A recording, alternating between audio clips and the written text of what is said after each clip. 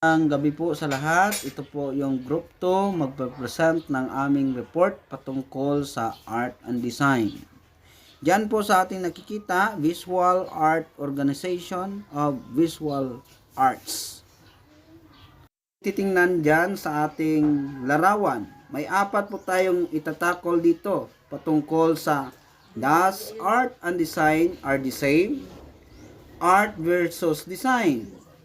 Number 3, principle of design. And last, types of balance in art. Ito po ang ating itatakol sa pag-aaral na ito. What is an art? Ito po ang ating tanong sa ating screen. Pastor? What is art? Art is a diverse range of human activities in creating visual, auditory, or performing artifacts, artwork expressing the author's imaginative conceptual ideas or technical skills intended to be appreciated for their beauty or emotional power. Smart sa pagbasa. Ang kahulugan po ng art base sa ating nakikita, ito po ay patungkol sa expressing the author imagination. Ito ay bunga ng malikhaing kaisipan. Yan po ang ibig sabihin ng art at depende po sa emosyon na nagpipinta o gumagawa ng art na ito. Tama po yun. Okay. Next po, titingnan po natin. Basa, Pastor Ernie.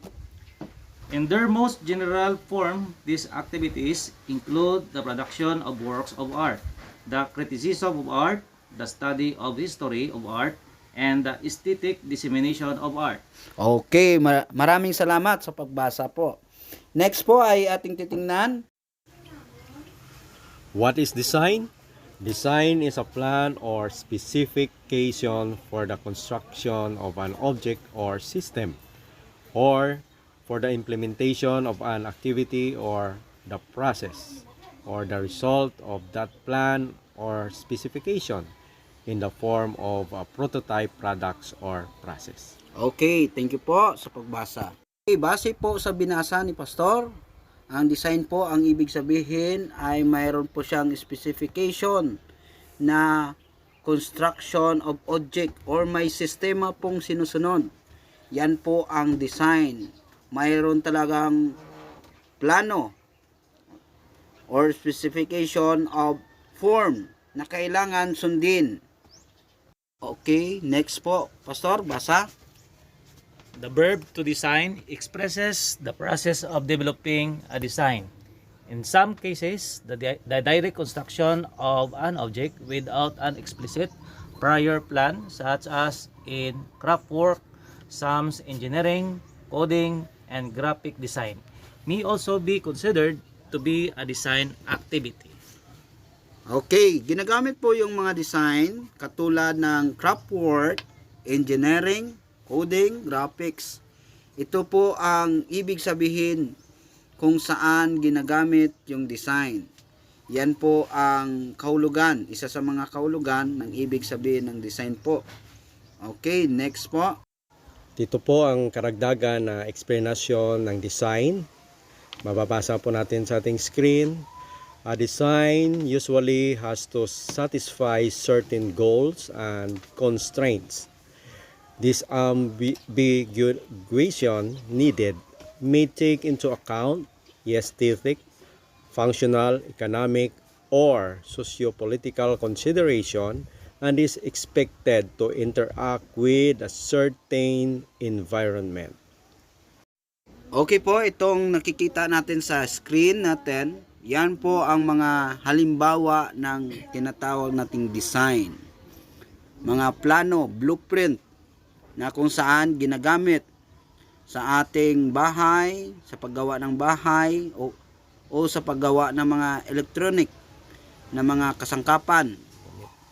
Okay, damit, katulad ng damit, yan po, mayroon siyang design na sinusunod. Okay po, next. Similarities of art and design share the same of creative visual principles: color, shape, line, balance, contrast, written. Both artists and designers study artistic methods like sculpting, painting, and drawing to develop creative abilities. Both are used to tell stories. Both can be visually attractive. Both serve as a specific purpose. Okay, salamat Pastor Ernie sa pagbasa. Next po, art versus design. Art is a talent. Design is a skill. Art creates a problem. Different messages. Attractive. Has no goal. Is for artists. A constant search. Is multifaceted. Based on tradition. Design. Solves the problem. Same messages. Useful. Has specific goal. Is for designer. Is observing. Is obvious. Is based on needs. Art, a creation based on personal interest of the artist and it's open to interpretation. Design, a creation that needs to solve a specific problem that is not about the designer at all. Art has existed in the early stages of human social development. For centuries, art has been one of the most important areas of artistic creation. The oldest works of art are based on the special content of the image, focusing the aesthetic of the material and rational construction of the form. This trend has been maintained until now and is reflected in contemporary art. Unlike art, historical traditions are revered and often the most important, and designs often leave them in the background or give up altogether. Design is the process of developing sensible and creative solutions to human problems. In a professional understanding, design means developing artistic activities with a high consumer and aesthetic quality industrial products to provide a comfortable residential, industrial, or social environment. The Italian Renaissance people used the concept of design, which meant a project or drawing of an idea. Principles of design. The principle of design describe the ways that artists use the elements of art in a work of art. Here is the list of 8 principles of design. Number 1, balance. Number 2, emphasis. Number 3, movement. And number 4, pattern. Number 5, proportion. Number 6, rhythm. Number 7, variety. And number 8 is unity. Balance is the distribution of the visual weight of objects, colors, texture, and space. If the design was a scale, these elements should be balanced to make a design feel stable. In symmetrical balance, the elements used on one side of the designs are similar to those on the other side. In asymmetrical balance, the sides are different but still look balanced. In radical balance, the elements are arranged around a central point and may be similar. Types of balance in art.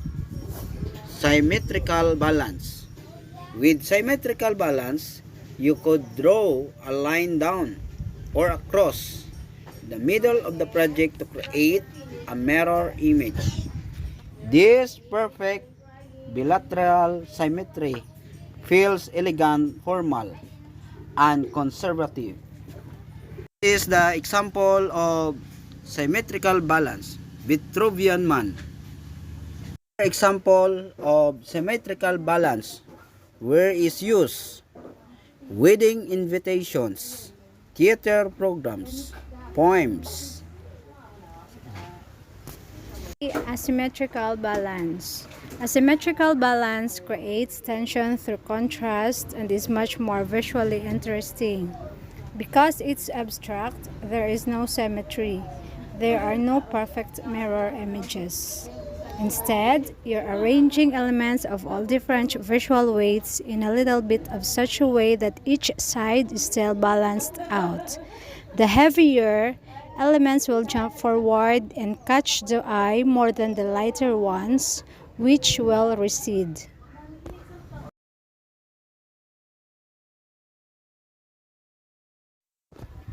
Different factors of asymmetrical balance. Size. Large items seems heavier than small ones.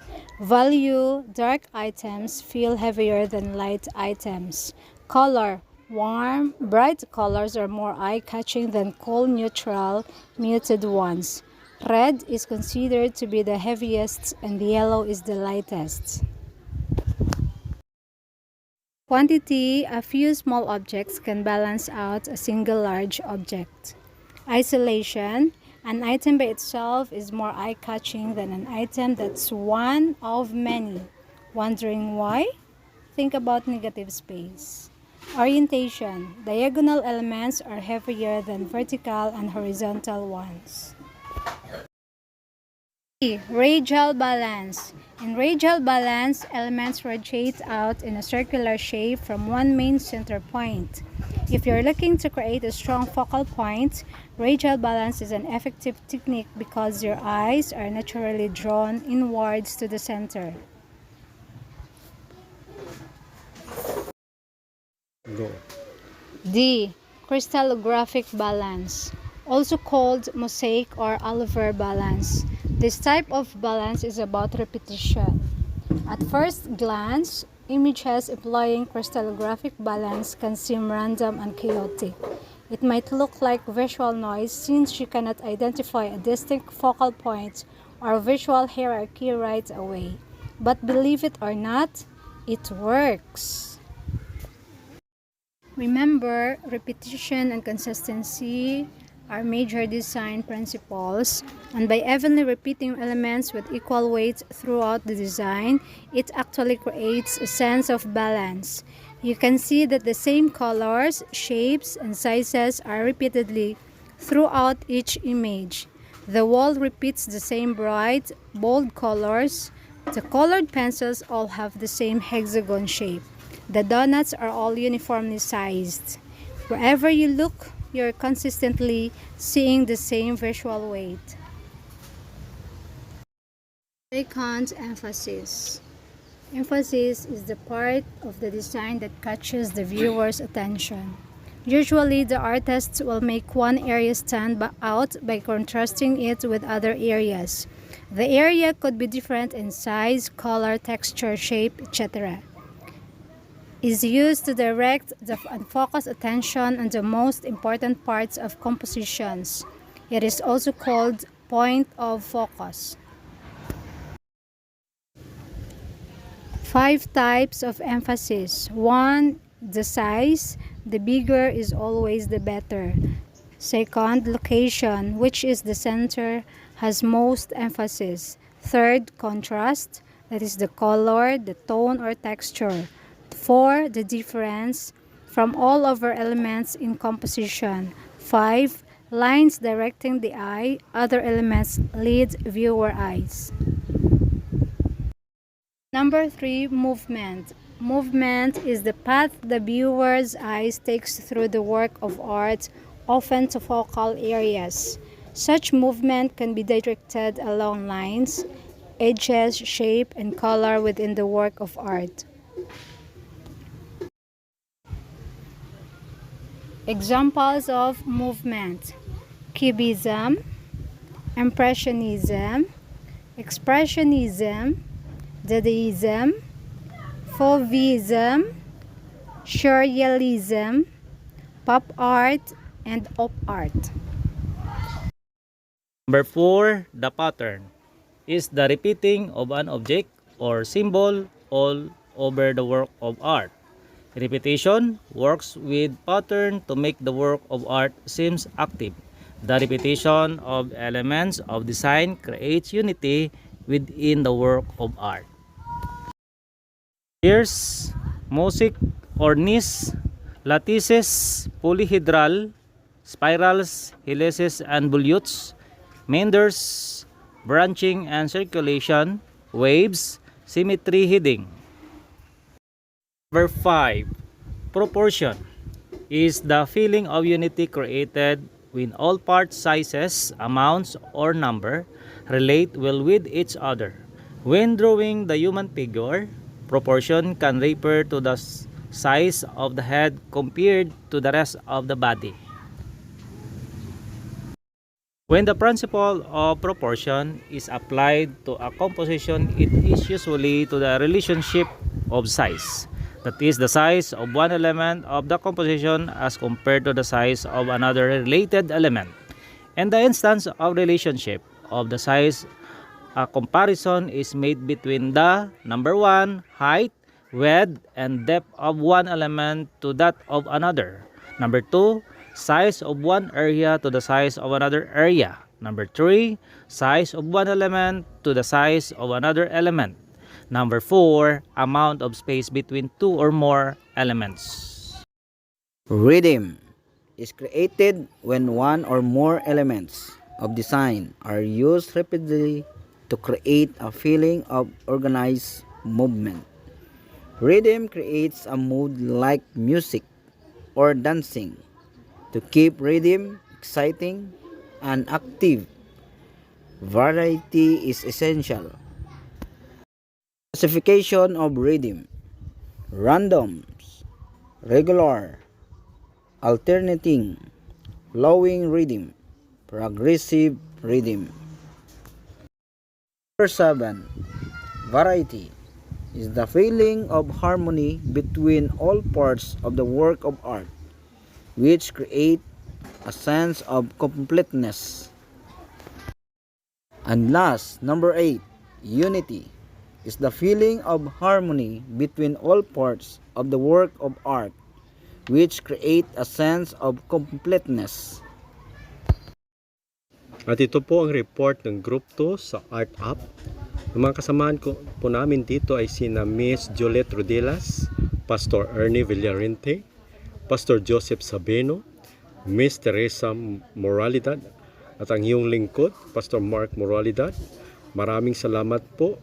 At sa aming magandang guro na si Miss Eliza Calixto Sorianosos. Maraming salamat po, ma'am, at magandang araw po sa inyong lahat.